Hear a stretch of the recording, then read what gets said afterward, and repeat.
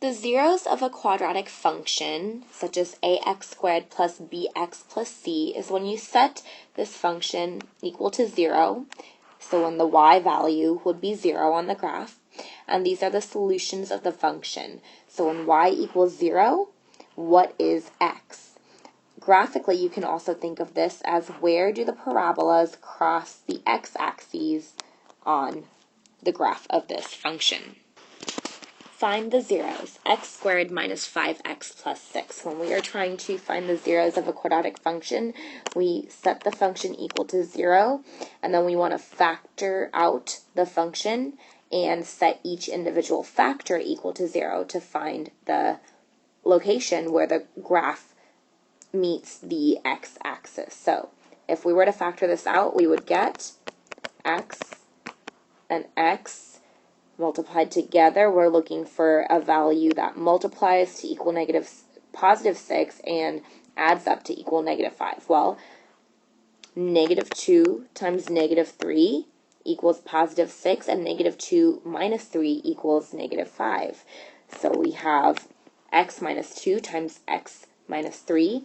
Now we're going to set each of these individually equal to 0. That works because if you were to divide both sides by x minus 3, you could solve for 1, 0 that way, or you could divide both sides by x minus 2, and you could solve for the second 0 in that manner.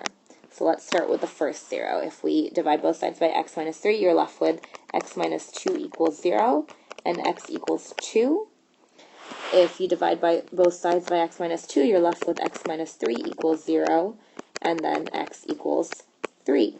So our two zeros of this function, this quadratic function, when y equals 0, x will equal 2, or x will equal 3.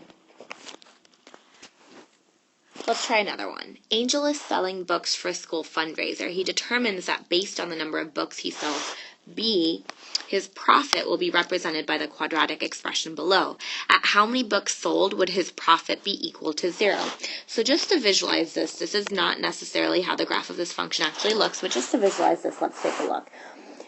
Angel is selling some quantity of books that quantity is represented by the x variable b, and his profit on the y-axis is going to equal 0 at some 2 points based off of the number of books that he sells. He doesn't want a profit of 0. He wants to make money on his book sale, so he needs to know for what number of books is y going to equal 0, is profit going to equal 0, so that he can avoid that kind of a problem. So let's try to figure out the zeros of this quadratic equation for him.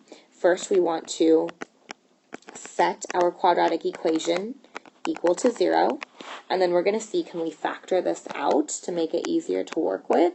Now we have a negative 1 in front of the b over here, so we're going to have negative b times b, and we're looking for two numbers that multiply to 30 and add up to 7, but we also have to be wary of the effects of the negative 1. And after some trial and error, you might find that negative 3 and negative 10 work for these. If you're not convinced, then go ahead and use distributive property to expand this again to see that this is indeed equal to our expression up here. And that is set to 0, so now we can take each of these factors and set them individually to 0. So negative b minus 3 equals 0, and then we also have b minus 10 equals 0.